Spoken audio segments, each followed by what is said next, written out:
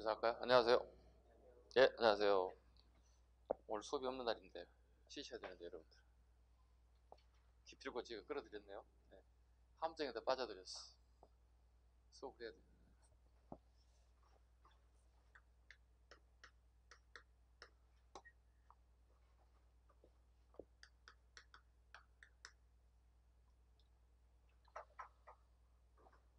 자, 167페이지 숙종부터 가겠습니다. 자, 숙종 갑니다. 첫째, 문종의 아들입니다. 문종의 아들이고요. 문종의 아들이 한 5명 정도 되는데 3명이 왕을 하고 2명이 아주 유명한 스님이 돼요. 결론적으로 하면 자식 농사 잘 졌죠. 그죠? 네, 잘 된 거죠. 자, 숙종을 보겠습니다. 첫 번째, 이자의 난을 제압했다. 이게 뭐냐면 경원이 씨들이 한 80년 동안 통치를 해요. 경원이 씨 가문들이 왕비들 계속 배출하게 돼요. 그래서 그 이자이가 권력을 남용해서 난을 일으켰어요. 그래서 이자의 난을 제압했다 정도 하나 체크합니다. 이자의 난을 제압했다. 아니, 왕이 있는데 왜 숙종이 난을 제압했을까? 네, 코멘트에 봐보시면 이런 게 있습니다. 계림공, 계림공은 숙종을 의미합니다. 네.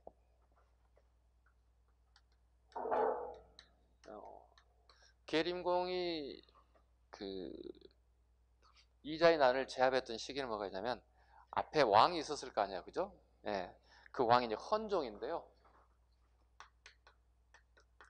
이 헌종이 좀 병약하다 보니 이자의 난이 발생하게 됐어요. 이자의 난을 제압했던 계림공은 당연히 자기 이치로 되돌아가면 되는 거죠, 그죠? 그런데 헌종을 몰아내고 본인이 새롭게 왕이 됐어요. 새롭게 왕이 됐어요. 새롭게. 조선판 누구하고 비슷해요? 조카를 몰아내고 새로운 왕위를 찬탈한 수양대군 세조와 비슷하죠. 이렇게 흡사하다 보시면 돼요. 그러니까 고려시대판 수양대군 이렇게 생각하시면 숙종이에요. 근데 이런 분들은 보통 이제 독재를 하거나 이렇게 안 좋은 정책이 나타나야 되는데 숙종은 의외로 정책이 좋습니다. 그래서 우리가 공부할 때 수양대군 세조와 마찬가지, 태종도 마찬가지로 구테타를 통해서 권력을 잡았던 사람들은 거의 대부분이 정책들이 더 뛰어난 정책들이 나와요. 아이러니하죠. 숙종도 그렇습니다. 하나씩 보겠습니다. 자, 주전도감을 설치했다. 첫 번째, 주전도감 보겠습니다. 주전도감을 알기 위해서는 먼저 알아야 할 전제 조건이 뭐가 있냐면 숙종의 동생을 한번 봐야 돼요. 숙종의 동생, 그 이름도 유명한 대각국사 의천이에요. 자, 의천이 주전도감을 건의한 것 보겠습니다. 의천이 송나라에 유학을 갔어요. 의천이 송에 유학을 갔어요. 의천은 아버지가 문종이죠. 그죠? 숙종은 자기 친형이에요. 바로 위에 형이에요. 셋째 형이에요. 첫째, 둘째, 셋째 형이고 바로 그 밑에가 의천이에요. 문종 시기에 송나라로 유학을 보내달라고 요구해요. 근데 문제는 문종 입장에 봤을 때 자기 아들은 왕자예요. 스님이지만 왕자예요. 한 나라의 왕자가 다른 나라에 유학을 간다는 건 쉬운 일이 아니에요. 결정하기 쉽지가 않았어요. 속된 말로 문종께서 이렇게 얘기하죠. 내 눈에 흙이 들어가기 전엔 절대로 유학 갈 수 없다. 근데 어느 순간에 문종께서 눈에 흙이 들어갔어요. 무슨 말인지 가시죠? 그러고 난 다음에 숙종이 권력을 잡았어요. 의천이 어떻게 할까요? 유학을 가야 될까요? 안 가야 할까요? 가야죠. 그래서 의천이 몰래 밀항선을 탑니다. 두 가지 설이 있습니다. 밀항선, 오늘날의 김포, 개성에서 내려와서 김포에 와서 밀항선을 타고 송으로 밀항을 갔다. 근데 추후 내용을 보면 이분이 왕자 출신이기 때문에 송나라에서 극진한 대우를 하였다 이렇게 얘기해요. 극진한 대우를 하였다. 극진한 대우를 하였다. 약간 상반되죠. 고려의 왕자이기 때문에 극진한 대우를 한 거죠. 왕자 출신이기 때문에. 밀항을 했다면 굳이 신경 쓸 필요 없잖아요. 그죠? 두 가지 설이 같이 난무합니다. 두 가지 난무합니다. 그리고 의천이 유학을 가서 봤습니다. 봤더니 그 이때 벌써 하루하루 이 물동량이란 게 있잖아요. 우리가 아침에 우리 지금 현재 대한민국이라는 나라도 하루에 이동하는 물동량이 장난 아니잖아요. 그죠? 전국의 모든 차량들이 움직이잖아요. 기차부터 시작해서 모든 차량들이 움직이잖아요. 하루 물동량이 장난이 아닌 거예요. 그리고 얘들은 강을 통해서 물동량이 이루어지고 그 다음에 거래를 하는데 거의 대부분이 화폐가 이용된다는 사실을 알게 됐어요. 굉장히 편리하죠. 화폐라는 게. 우리는 거의 대부분이 물물 교환입니다. 물물 교환에서 화폐 수단으로 바뀌었다는 사실은 의천이 입장에서는 굉장히 지금 용어로 치면 센세이션한 거예요. 정말 깜짝 놀랄 일인 거예요.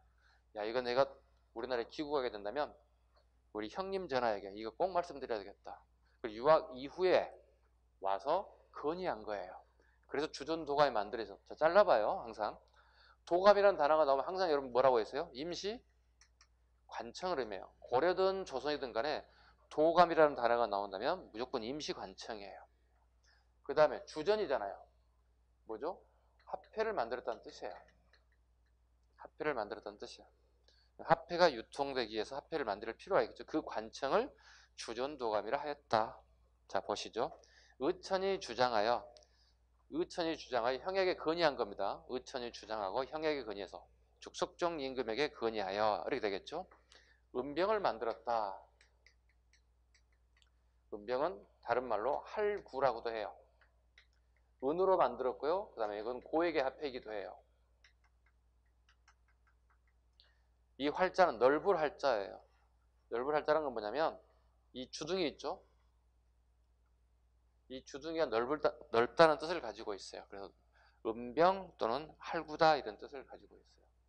넓을 활자를 씁니다. 이렇게 은병이 만들어졌고요. 그 다음에 해동의 밑줄 보시고 동국의 밑줄 보시고 삼안의 밑줄 보시죠. 해동, 통보, 중보, 동국, 삼안 이런 게 만들어졌어요. 자, 봐보시죠. 해동은 뭐죠? 바다 동쪽이니까 우리나라를 지칭해. 기억 잘 하셔야 되고 동국은요. 동쪽에 있는 우리나라지. 삼안은요. 마한 변한 진화를 갖다 우리나라를 지칭해. 전부 다 우리나라를 지칭하는 통보, 중보들이 만들어졌습니다. 화폐가 만들어지기 시작했습니다. 목적, 재정 확보. 재정을 확보할 목적이었다. 화폐를 유통시킨다는 것은 화폐를 그냥 쓰세요 하는 게 아니에요. 화폐에 가치를 매겨놨을 거예요. 네, 한 양의 쌀로 본다면 뭐 한 말, 두 말 이런 식의 그럼 바꿔가야 되는 거야. 그럼 어떻게 해요? 고려한 나라의 창고에 쌀이 있을 거 아니에요. 그죠? 그럼 쌀을 주는 조건으로 뭐가 되는 거죠? 쌀을 받는 조건으로 대신에 화폐가 나가게 된다는 뜻이 되는 거예요. 그럼 화폐를 통해서 통제가 가능해진다는 거예요. 통제가 가능해지고 그다음에 재정적으로 굉장히 여유로워진다는 거죠. 그죠? 즉 국가 예산을 충분히 확보할 수 있다는 이런 계산이 서게 된다는 거죠. 그렇다면 어떻게 1년 예산, 2년 예산을 어떻게 설계가 가능해진다 봐야 되겠죠. 그 다음에 군사력 강화. 군사를 움직인다는 건 뭐예요? 돈이 굉장히 많이 들어가는 일입니다. A나 지금이나. 그죠? 그 다음에 왕권 강화 방법 중에 하나가 이런 화폐가 필요하다는 사실을 갖다가 느끼게 됐다. 누구의 건이라고요? 의천의 건입니다. 다음 갑니다. 별무반 갑니다. 한 페이지 넘기세요. 별무반 갑니다.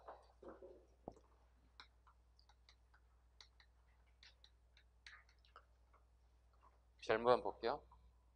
시험에 굉장히 잘 나오기도 하고 수험생 입장에서는 당연히 알아야 되는 내용이고 근데 약간 좀 더 이해하기 쉽게 여러분들이 한번 이해할게요. 별무반이 뭔지. 자, 윤관이라는 사람 알아두셔야 돼요. 자, 숙종하고 외종 시기에 이제 윤관이라는 사람 무조건 알아야 되는 인물인데요. 자, 별무반을 만들게 된 동기를 얘기하는 겁니다. 배경, 원인. 배경, 원인. 이거 굉장히 시험을 보다면 오류를 좀 많이 범해요. 우리 수험생들 입장에서는요. 자, 별무반을 만든 목적이 뭡니까? 물어보면 거의 대부분 수험생들이 여진을 정벌하기 위해서 이렇게 얘기하거든요. 얼핏 맞는 것 같죠? 잘못된 표현이죠. 별무반을 만드는 원인과 배경을 물어본 거잖아요. 그죠? 배경 원인 잡아보겠습니다. 자, 윤관이요. 여진 정벌에 나섰어요. 여진 정벌에 나섰어요. 성공해서 실패했어요, 여러분? 성공 손 들어봐. 동북구성 샀잖아. 성공해 실패했어. 실패했다. 네, 실패했어요. 실패했어. 손 안 드신 분은 아예 모른다는 얘기죠. 네, 그렇게 이야기했습니다. 처음 들어봐요, 선생님. 별무바지는 그런 게 있었어요. 뭐. 자, 실패했어요. 실패 원인이 뭐예요? 기병이에요. 여진은 유목민들이에요. 어렸을 때도 말 타던 애들이에요. 굉장히 말을 타는 솜씨가 뛰어난 애들이에요. 그 다음에 무기를 잘 다루는 애들이에요. 1차 실패했어요. 기병 때문에 실패했어요. 그렇다면 이걸 분석했겠죠. 우리에게도 기병이 필요하겠구나. 그래서 윤관 누구에게? 건예, 숙종에게 건의하는 거예요. 뭐라고요? 우리도 이거 길러야 됩니다. 기병 만들어내야 됩니다. 그 결과, 건의 결과 만들어진 게 이제 별무반이에요. 순서 잘 잡으라는 얘기입니다. 별무반을 만든 원인 배경은 1차 공격에서 실패했어요. 그리고 숙종에게 건의하고 난 다음에 별무반을 만들기 시작했어요. 신기군, 신보군, 이렇게 항마군, 이렇게 세 개가 만들어지죠. 신기군, 신보군, 항마군. 신자는 뭐예요? 이게 귀신 신자를 써요. 귀신처럼 빨리 달렸으면 쓰겠다. 기병. 보는요? 보병. 항마군은요? 승병입니다. 항마군은 승병을 의미합니다. 항마는 뜻을 이제 풀어놨습니다. 종교적 힘으로 여진을 뭐로 보고 있죠? 악마를 보고 있어요. 여진을 악마를 보고 있어요. 종교적인 힘을 통해서 악마를 항복시키기를, 굴복시킨다는 그런 의미를 가지고 있는 게 항마군입니다. 세 개를 만들었습니다. 자, 세 개를 만들었으면 어떻게 해야 돼요, 이제? 전쟁 준비 다 됐죠? 그죠? 전쟁 준비. 엄청나게 군사훈련 많이 하고 군량미 모아놨어요. 전략 다 세워놨어요. 출동하면 되는 거죠. 근데 갑작스럽게 숙종이 급사를 하게 됐어요. 갑작스럽게 사망하게 됐어요. 전쟁이 어떻게? 수습되어 있다고요. 그 뒤를 물려받은 아들이 예종이에요. 예종은 이렇게 합니다. 아버지 선왕 때 시작해서 아버지 선왕 때 전쟁에 엄청나게 많은 공을 들였는데 군사들이 굉장히 많은 스트레스에 쌓여 있어요. 아버지와 나는 좀 다른 부분을 좀 보여줄 필요가 있는 거예요. 어떻게 해야 될까요? 잠시 스톱시켜요. 전쟁을 준비하는 걸 잠시 스톱시켜요. 그리고 많은 사람들에게 스트레스를 풀 수 있는 시간적 여유를 주고요. 그러고 난 다음에 스트레스가 풀렸다 싶었을 때 이제 액션이 움직여지는 거예요. 행동이 되는 거예요. 예종 때 드디어 작전이 옮겨집니다. 어떻게 해야 됩니까? 여진을 통해서 공격하면 되는 거 아니에요. 여기서 이렇게 공격해서 동북구성을 샀다 그러면 되게 그렇게 재미없지. 그치? 우리 국정교과서의 기준에 이렇게 나와. 제가 쓰는 것도 이렇게 마찬가지예요. 그 여진을 공격하여 동북구성을 축조했다. 그러나 여진애들이 계속 지속적으로 조공을 주권으로 보고 함부를 이용해서 되돌려주었다. 이렇게 나와 있죠. 국정교과서 마찬가지, 제 교과서 그렇게 마찬가지로 그렇게 적혀 있어요. 적혀지지 않는 부분을 얘기하려고 그래요. 네. 역사 선생님들 많은 얘기 하는 거죠. 봐봐요. 공격을 하지 않아요. 쉽게 승리를 하게 되는데, 자, 여진족의 많은 부족장들을 전부 다 만찬 저녁에 초대해요. 초대합니다. 식사 한번 같이 하자고요. 그럼 여진족 추장들이 자기 경호대 정도만 데리고 다 왔어요. 한 20여 명에서 30여 명의 부족장들이 왔어요. 여진족은 하나의 나라가 아니에요. 아직 나라가 세워지지 않았어요. 부족장들이 연맹국가 체계를 만들고 있는 그런 시스템이에요. 한 30명 정도 부족장이 쫙 만찬장에 왔을 거예요. 처음에 오면 어떻게 해요? 서먹서먹하니까 어떻게 약간 경계를 좀 하잖아요. 여러분 처음에 학원에 왔을 때 약간 익숙하지 않으니까 어떻게 해요? 뚫레 네. 여기 내 자리인가? 뭐 처음에 약간 그런 부분이 있잖아요. 그죠? 그럼 좀 일주일, 2주, 3주, 한 달 정도 지나면 어떻게 익숙해지잖아요. 그죠? 시설도 이용하는 것도 익숙해지고 화장실 가는 것도 익숙해지고 또 선생님 보는 것도 익숙해지잖아요. 그죠? 선생님 처음 봤을 때하고 지금 봤을 때 좀 달라졌죠. 익숙해졌죠. 저 사람 뭐야?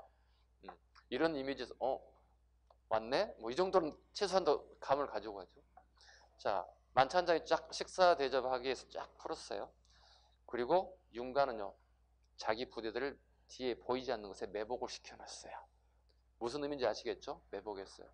우리 남자들 보시면 술 한잔 하다 보면 어떻게 음식도 안주도 먹고 배가 부르면 어떻게 해요? 혁대 풀지. 허리띠를 풀고 진짜 앉아서 먹어볼까? 나를 달려볼까? 이러잖아요. 달리기 시작하면 어떻게 해요? 정신 놓기 시작하죠. 이때 사인이 가는 거예요. 그 결과 매복적 와서 부족장들과 그 친위부대들 싹 목을 베버려요. 전쟁 승리했어요. 이게 전쟁의 내용과 결과예요. 직접 군사장이 진두지휘하고 적진을 향해서 칼을 베고 요즘 치면 막 총을 쏴고 이렇게 하는 게 아니었어요. 부족장들을 초대하는 자리에서 일망타진해버렸어요. 이게 우리 책에 쓸 수가 없어요. 이해가세요? 무슨 말인지? 왜? 이걸 가지고 굉장히 논란거리가 될 수 있어요. 야, 어떻게 전쟁을 만천장에 사람 초대해가지고 술 먹여가지고 해롱해롱 할 때 매복적 와서 제거하고 이게 승리했다고 이렇게 하는 거예요? 야, 비겁하다. 좀 옹졸하지 않아? 남자답지 않아? 뭐 이렇게 얘기할 수 있어요. 근데요, 전쟁은요, 약간 시절해도 괜찮아요. 승리하면 돼요. 승리하면 돼요. 자, 봐봐요. 이렇게 승리했어요. 그러고 난 다음에 어떻게 한 거예요? 동북에 구성을 쌓았다고요. 동북 구성을 쌓았다. 동북 구성을 축조했다. 요즘에 동북 구성에 대한 이치를 잡고 굉장히 학계에서 논란거리가 있는 것도 사실입니다. 여기 나오는 게 이제 단어가 뭐냐면 선춘령이라는 단어가 나요. 우리 살짝만 적어놓으세요. 선춘령. 선춘령에 뭐 이렇게 나오거든요. 선춘령 지역을 점령했다 이렇게 해요. 근데 이 지명을 지금 찾을 수가 없어요. 지명이 아주 미스터리예요. 이거 밝혀내면 동북 구성의 위치를 정확하게 찾아낼 수 있어요. 자, 여기 압록강이 여기 두만강이죠, 그죠? 압록강과 두만강을 넘어갔는지, 아니면 압록강과 두만강을 경계로 하는 건지, 아니면 우리 한반도 내인지를 갖다가 단정 지을 수 있는 가장 중요한 단서가 선춘령이라는 단어예요. 혹시 모르기 때문에 적어놓으세요. 선춘령이라는 지역에 관련된 부분이 나올 거예요. 그럼 이거 동북 구성이겠네 잡으시면 돼요. 여진족 정벌이겠네. 그런데 이 지명이 전부 다 요즘에 바뀌어가지고 어딘지 정확하게 우리가 파악해 볼 수가 없어요. 그렇다면 동북 구성 위치를 잡기 위해서는 그동안에 학자들이 쭉 역대 학자들이 주장했던 내용을 쭉 근거로 해서 한번 추적해 봤어요. 학자들이. 가장 근접한 게 여기에요. 함경도 지역이에요. 함경도 지역. 지정학적 위치를 여기밖에 지금 현재 비정할 수 없다는 거, 여기밖에 비정할 수 없다는 거. 일단 여기로 잡아주세요. 동북 구성 이 정도 잡으시면 돼요. 그런데 여진족 애들이요. 끊임없이 공격이 옵니다. 끊임없이 공격. 결과적으로 우리가 실패합니다. 윤관, 그 다음에 활동했던 척준경, 이때 청준경이라는 인물이 이제 윤관을 구해내는 등 여러 가지 활동을 하게 되고 윤관의 측근 인사가 되고 고위 관료가 되고 훗날 윤관 사후에 척준경은 이자겸과 힘을 합치게 되고 이자겸이 나한테 척준경이 군사장으로서 군사를 끌고 궁궐을 침입해오는 그런 상황이 전개됩니다. 이때 척준경이 등장하기 시작합니다. 자, 이해 가셨나요? 이렇게 해서 동북 구성을 쌓았다. 그러나 우리 교과서대로 얘기한다면 여진족 애들이 조공을 바치겠다는 조건으로 함부 되돌려달라고 요구해서 9개 성을 되돌려줬다. 실은 열심히 싸웠어요, 우리가요. 근데 우리가 실패했어요. 왜? 군사력이 우리가 딸렸어요, 전애들에 비해서. 일종의 우리 체계는 약간 거짓말이 가미되어 있습니다. 제가 하는 이 얘기가 거의 진실에 가깝습니다. 진실이 가까운 게 아니라 진실입니다. 자, 이해 가셨죠? 무슨 말인지. 최소한 또 책에 있는 내용과 선생님이 얘기하는 내용은 약간 차이는 있다. 단 우리는 시험 보는 수험생 입장이기 때문에 책에 있는 내용대로 가겠다. 아셨죠? 선생님 바꾸면 되잖아요. 제가 바꾸는 사람이 아니니까 저에게 바꿔달라 말라 얘기하지 마시고요. 그 다음에 천태종 후원 가겠습니다. 천태종이 앞에 별표 하시죠. 별표합니다. 별무관도 별표이고요. 천태종도 별표입니다. 한번 보시죠. 자, 의천 갑니다. 의천이 지금 송나라 유학 갔죠? 송나라 유학 갔습니다. 극진한 대우를 받습니다. 극진한 대우를 받습니다. 한 1년 좀 넘게 유학 기간입니다. 그러니까 요즘처럼 아주 초단기 코스로 박사 코스를 밟아온 거야. 네. 자, 갔어요. 그러고 난 다음에 중국에 이제 천태산이라고 하는 곳에 유학을 갔어요. 천태산에. 거기에 국청사라고 하는 절이 있어요. 국청사라고 하는 절이 있어요. 그리고 여기에 정원 스님으로부터 배워요. 뭘 배웠을까요? 천태종을 배웠습니다. 천태종을 배웠습니다. 천태란 하늘 아래 큰 것이란 뜻이에요. 하늘천 클 태자거든요. 하늘 아래 큰 것을 배웠다. 도대체 하늘 아래 큰 게 뭘까요? 기존에 왕실에 가장 중요하게 얘기한 게 하음정이에요. 하음정을 기본으로 하고요. 그 다음에 선정이죠. 하음종은 교정인 거 다 아시죠? 우리 일전에 수업을 다 들었기 때문에. 그러니까 하음종인 교정과 선종이 하나가 됐어요. 이걸 천태종이라 불러요. 천태종이라. 이거 공부하고 왔어요. 자, 공부를 마치고 다시 우리나라에 들어왔어요. 그리고 난 다음에 해동 천태종의 개조가 돼서 처음 열은 사람의 뜻이에요. 천태종은 중국에서 가져온 건데 해동은 우리나라는 뜻이에요. 우리나라에 처음으로 천태종을 열었다. 그리고 국청사라고는 이름이 꼭 같은 절을 만들어요. 왕실의 도움을 받죠. 그러니까 그 절을 지으려면 가장 기본적으로 뭐예요? 재원이 있어야 될 거 아니에요. 돈이 있어야 될 거 아니에요. 그 재원을 숙종임금하고 그다음에 자기 어머니 모우가 그 자금을 대게 돼요. 또 중간에 곤란한 상황을 겪기도 합니다. 자기 모우가 돌아가시고 숙종이 권력을 돌아가시고 잃고 난 다음에 이후에 이제 의천이 설달에 좀 약해지죠. 그리고 한동안 순천 송광사에 가가지고 공부하고 다시 되돌아와서 국청사를 또 완성하게 된다. 주지 스님을 역할을 하게 됐다 보시면 돼요. 그래서 똑같죠. 천태산에서 천태종을 배워왔고 국청사에서 자기 스승 정원 스님을 또 공부를 하고 고려에 와서 똑같이 국정사에서 주지 스님을 했어요. 처음 주지 스님이 된 것은 국청사가 아니고 어딘 줄 아시죠? 왕응사예요. 왕응사 출가해서 11살에 출가해서 13살에 승통이 돼요. 고려 승려들 통솔하는 자리에 올라가요. 그리고 국청사 2개 절거 알아두셔야 돼요. 왕응사, 국청사 이 2개 정도는 알아두셔야 돼요. 이건 두 스님 나 무조건 의천이에요. 이 정도까지만 가겠습니다. 자, 인주이슈와 연결된 법상정을 누르고, 법상정은 우리 알다시피 귀족들이 혼하는 불교입니다. 그죠? 상자가 무슨 상자라고 그랬어요? 항상 서로 상자이긴 하지만 우리 불교에서 쓰는 용어로 뭐라고요? 차이. 우리는 A와 B가 다르다. A와 B가 다르다는 걸 의미하죠. 하음정과 우리 법상정은 다르다는 걸 의미한다고 분명히 말씀드렸습니다. 그 다음에 남경에 궁궐을 짓고 개발하였다. 그래서 남경에 궁궐을 짓고 개발하였다. 풍수지리가 적용되었고 개경의 문벌귀족을 견제할 목적이다. 자, 볼까요? 삼경제도란 게 있죠. 자, 보겠습니다. 고려의 삼경제도, 수도를 3개를 잡았다는 뜻이죠. 이건 기본적으로 풍수지리가 적용된다 보시면 돼요. 풍수지리가 적용되었다. 고려 수도를 개성이라 불렀겠죠. 여기 뭐라 부르나요? 개경, 서울경자를 쓰는 거죠. 그 다음에 평양을 뭐라 불렀나요? 서쪽의 수도라는 뜻에서 서경. 경주는 동쪽에 있죠. 경주를 뭐라 불렀을까요? 이렇게 동경 불렀다는 거예요. 근데 후대로 가다 보니 동경보다는 서울, 한양이 그 당시 영어로 쓸게요. 한양이 더 낫겠다 생각해서 한양으로 옮겼어요.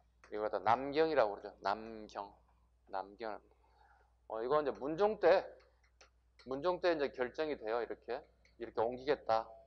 자기 아버지 때. 그러고 난 다음에 숙종 때 이게 이제 완전히 확정돼서 공사가 진행되고 그 다음에 여기에 별궁이 지어지게 돼요.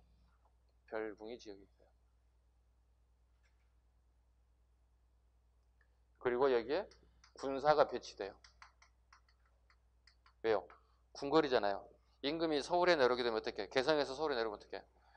바로 올라갈 수가 없잖아요. 교통편이 좋지는 않은 시절이니까 어떻게 하룻밤 또는 이틀밤을 묵고 갈 수 있어요. 그러다 보면 어떻게? 궁궐이 지어진다면 어떻게? 군사가 배치돼서 이걸 지켜줘야 할 필요가 있겠죠. 언제 올지 모르는 거니까. 이 군사 배치 장을 우리 뭐라 부를까요? 자, 예를 들어서 여기는 남경이잖아요. 서울이라면. 이걸 뭐라 불러요? 남경유수라 불러요. 유수라는 단어를 꼭 기억해 두셔야 돼요. 공부하다 보면 기본적인 유수라는 단어가 기억나야 돼요. 유수. 예, 무신정권 시기에 유수라는 단어가 또 나올 거예요. 아셨죠? 서경유수 조이총회 난 들어보셨어요? 정중부가 무신정권을 통해서 권력을 잡자 그걸 반대하는 세력들이 등장합니다. 그죠? 이때 서경유수. 서경유수는 어디겠어?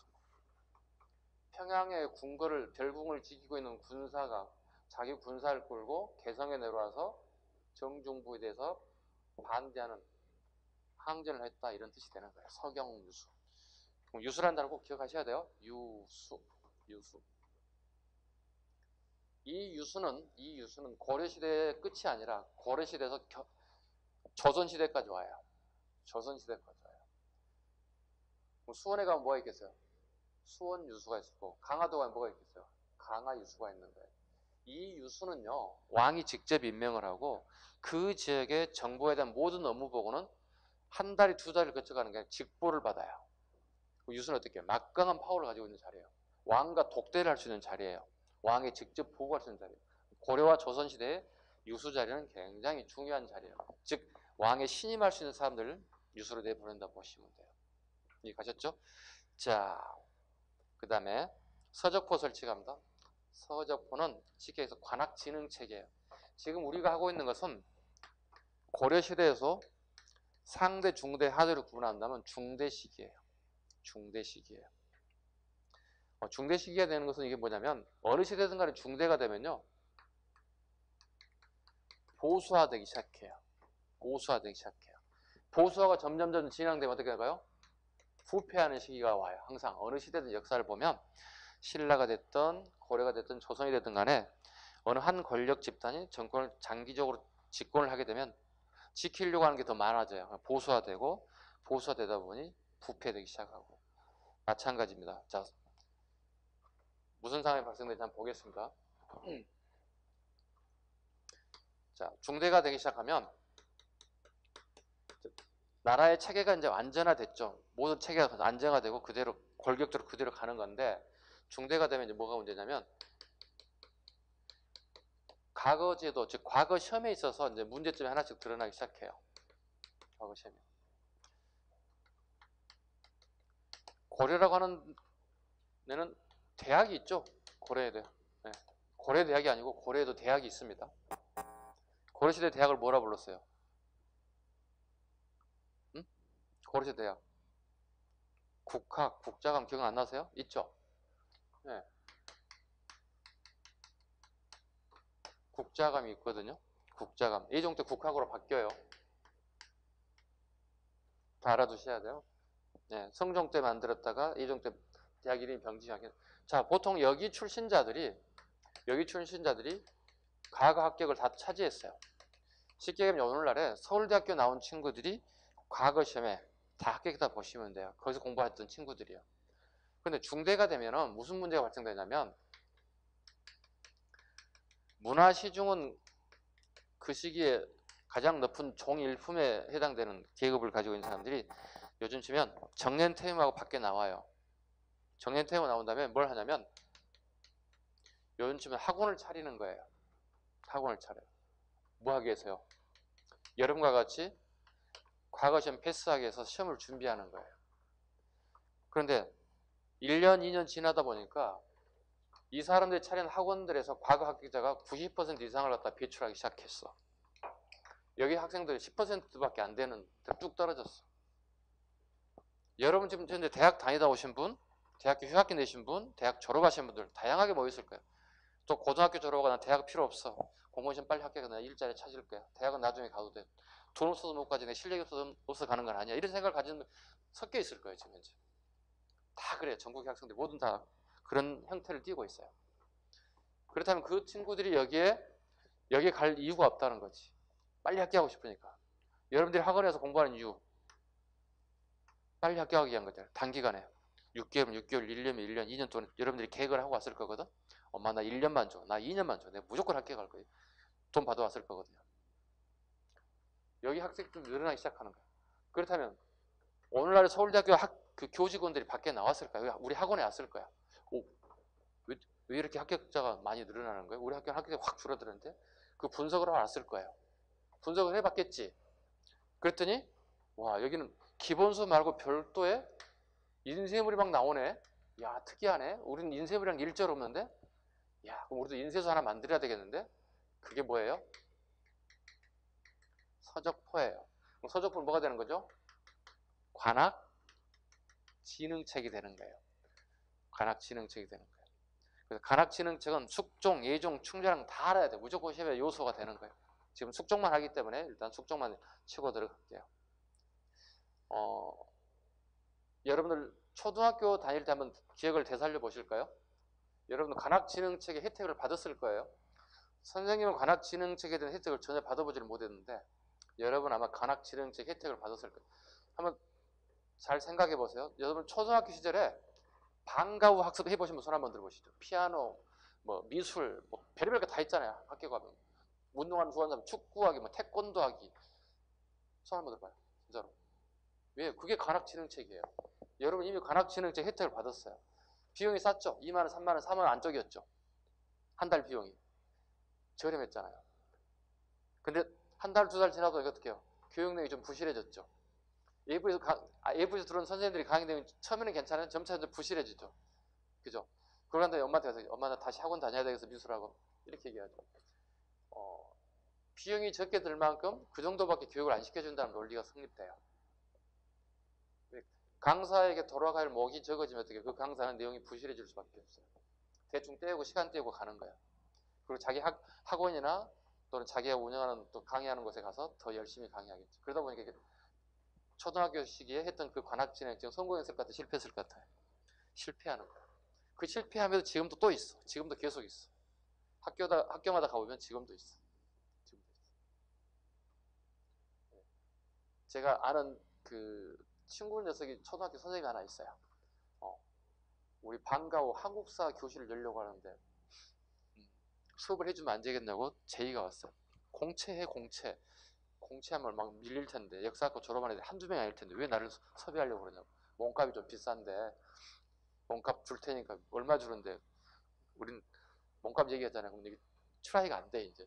안 되겠네. 포기해요. 포기해요. 그게 여러분 방과 학습이에요. 이해가셨죠? 자, 숙종 때 뭐라고요? 서적포. 뭐 하는 기능이라고요? 인쇄 기능이라고요. 인쇄 기능. 근데 이게 이제 시험장까지 가야 되잖아요. 재밌게는 들었는데 시험장에서 맞춰야 되잖아요. 자, 해볼까요? 숙종에 시옷 할 때 시옷, 서적포에 시옷 이렇게 외우시면 돼요. 시옷, 시옷 하나 암기하고 갑시다. 숙종에 시옷, 서적포에 시옷, 시옷, 시옷. 이건 시험용입니다. 지극히 시험용입니다. 시옷, 시옷. 여러분이 살만 붙이면 돼요. 숙종 때 관악지능책, 서적포, 인쇄소입니다. 다음 가보죠. 평양에 기자사당을 건립하고 기자에 대한 숭배를 강화했다. 예, 기자사당 밑줄 하면 보이시죠? 재작년 기출지문이 나와 있네요. 기자사당. 저하고 수업을 기자를 했던 분들은 이해 가시겠죠? 자 보시죠. 우리 고조선 공부할 때 기자조선 기억나시죠? 기자. 중국 주나라 출신의 기자가 우리 조선에 와서 봤더니 영 엉망진창이더라. A도 없고 풍속도 없고 엉망진창이더라. 즉 오랑캐로 보고 있더라. 우리를. 이제 우리나라에게 A와 범죄를 가르쳐서 오늘날 우리가 이렇게 살고 있는 모습이다. 기자를 갖다가 고려시대에 기자사당을 지었다.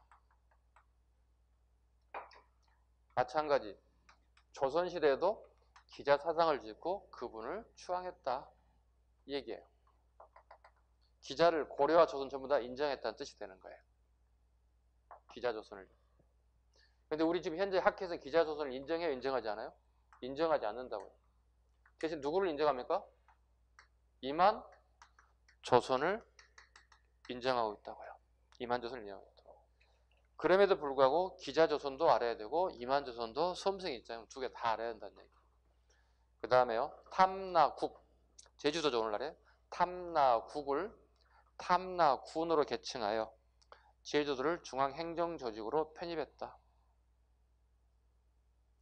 그 다음에 근친혼. 왕실의 문제가 이제 근친혼인데 근친혼을 금지하는 명령을 내렸다. 그러나 그 시기는 되지만 그 시기에 일정 시간 지나면 또다시 유야무에 대해서 실천에 옮기기 쉽지 않았다. 실패했다고 보면 됩니다. 예종갑니다. 예종갑니다.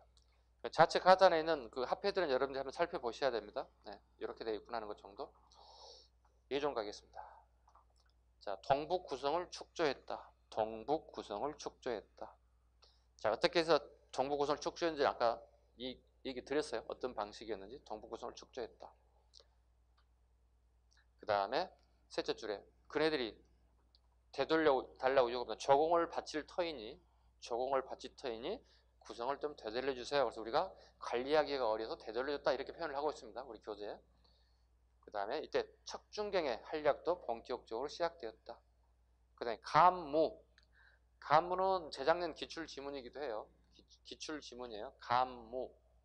지방간이 파견된 동네가 주현. 지방간이 파견된 동네를 주현. 파견되지 않는 동네가 속현. 고려시대는 주현보다는 속현이 더 훨씬 많았어요. 아직 지방 모든 부분에 지방 모든 동네에 관리자를 다 파견할 수는 없었어요. 그 시기에. 이때 속현과 그 다음에 향소 부곡에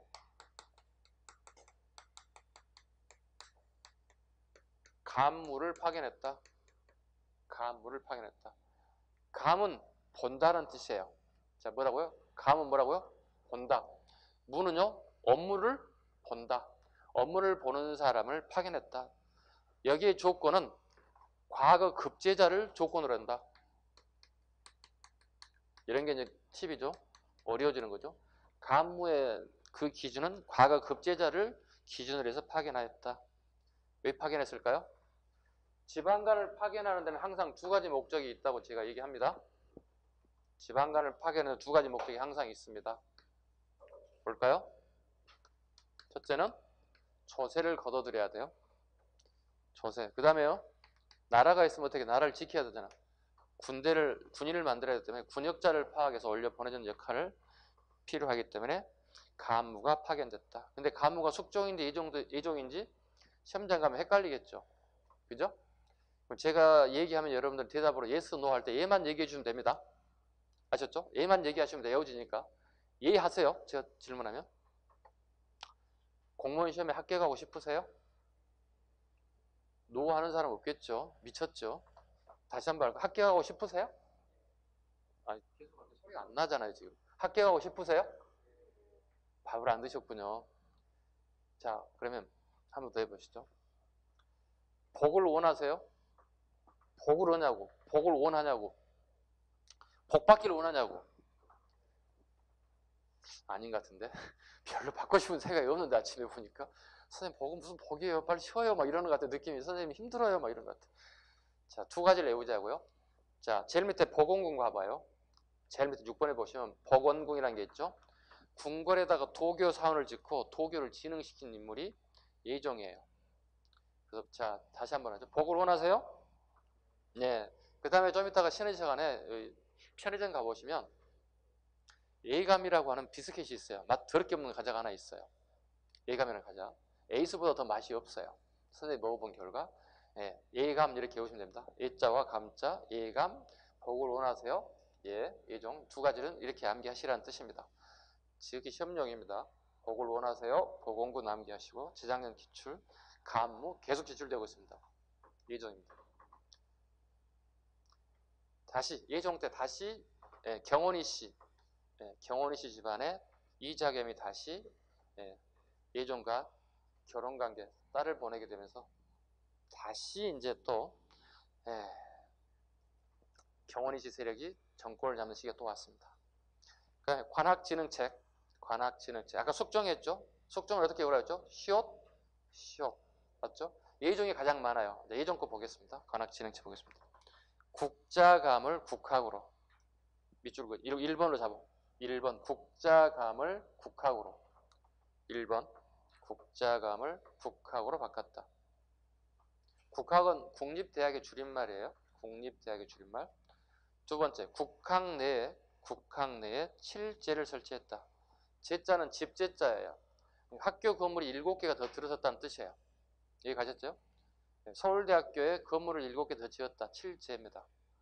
칠제는 또 구분합니다. 유학을 공부하기 위해서 6개의 건물을 썼고 하나의 건물은 강해제입니다. 이 강해제는 무예라고 써놨어요. 무예를 교육했다.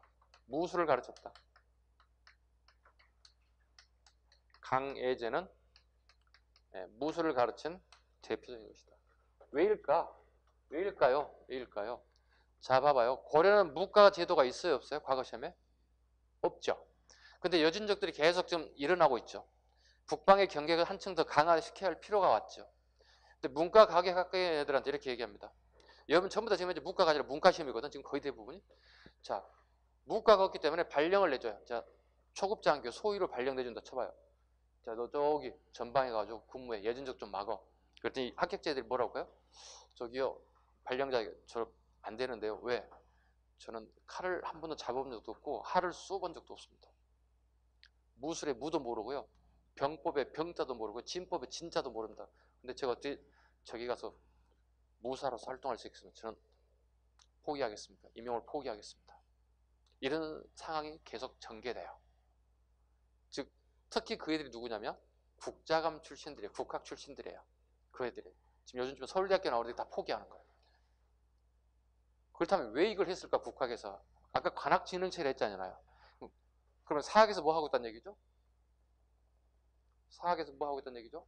가르치고 있다는 거예요. 봐봐요. 사학의 대표적인 사람이 최충 같은 사람들이잖아요. 문홍공도 9개, 그 다음에 3개, 총 몇 개가 만들어진 거야? 개경에 12개의 학원이 만들어진 거야. 과거 시험을 준비한 학원이 만들어진 거야. 여기서 뭘 가르치는 거야? 문무를 교육시키는 거야. 그럼 쟤네들 발령하면 어떻게? 땡큐 하고 잘 근무한다는 얘기지. 오, 빨리 발령해 고맙습니다. 근데 서울대학교 졸업생들이 합격한 애들 어떻게? 오, 저 안 되는데요? 이게 굉장히 큰 문제로 부각된다는 거야. 인재는 인재인데 임용을 포기한다는 거잖아요. 안 되겠네? 우리도 가르쳐야 되겠네? 강해집니다. 강해짐 줄고 있습니다. 선생님, 그러면 저기 문헌공도 포함한 12개 학교에서는 어디서 가르쳤나요? 그 제도가 뭐냐? 그건 기록이 없어요. 그건 말을 못 하겠어요. 기록이 없기 때문에. 최소한도 강해제 정도는 잡아주셔야 됩니다. 세 번째 갑니다. 학문연구기관인 청년각과 보문각을 만들었습니다. 이건 쉽게 얘기하면 대학교 가면 교수님 연구실이에요. 교수실이에요. 청년각과 보문각. 교수들이 안정적으로 연구를 계속 지속할 수 있게끔 만든 게 청년각과 보문각. 이게 9급 정도 보시면 되고요. 7급을 준비한 사람은 청년각과 보문각을 잘라봐. 국학 내가 있고 예가 있어요. 청년각은 오늘날의 서울대학교 내에 있는 거고 보문각은 서울대학교 밖에 있어요. 내예를 적어놔. 내예. 9급은 하나로 잡아도 상관없고 7급 준비하신 분들 내에 안쪽과 바깥쪽에 따로따로 배치되어 있다는 사실까지 잡으시면 되고요. 그 다음에 장학재단이 양형고 네 번째 잡으면 되겠죠. 하나, 둘, 셋, 네 번째로 양형고, 장학기금인 양형고를 설치하였다. 그 다음에 구제도감과 해민국을 설치했다. 도감 자르면 돼 항상. 도감 뭐야? 임시 관청이야. 구제 빈민이죠. 빈민구제. 해민 이건 약국입니다. 빈민들에게 약을 살 수 있게끔 해민국을 설치했다. 고공궁 궁궐내에다가 도교 사원을 짓고 도교를 진흥시켰다. 외우시기 바랍니다. 복을 원하시죠? 네, 예종하시면 될 것 같습니다. 자, 조금 쉬었다가 가겠습니다. 통치제 정비는 조금 쉬겠습니다.